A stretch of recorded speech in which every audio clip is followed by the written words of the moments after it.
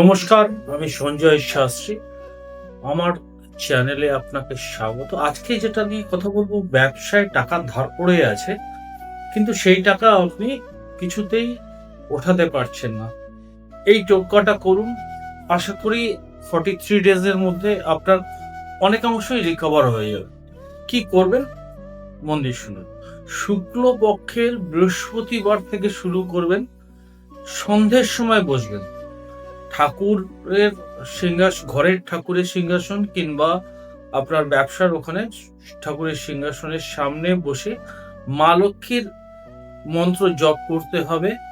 ঠিক আছে? আর এটা বং শ্রী কমলাধরং নমঃ। কি বললাম? বং শ্রী কমলাধরং নমঃ। এই মন্ত্রটা 108 বার আপনাকে প্রত্যেক দিন 43 ডেজ আপনাকে পাঠ করতে হবে। আপনি পাঠ করে দেখুন, আপনার যে লোন, মার্কেটে টাকা ধার দেওয়া, যে সমস্ত অ্যাট্রিবিউটস আছে, সেই জায়গা থেকে আপনি আস্তে আস্তে রিকভারি পেয়ে যাবেন। নমস্কার, ভালো থাকবেন। দেখা হবে নেক্সট কোনো ভিডিও।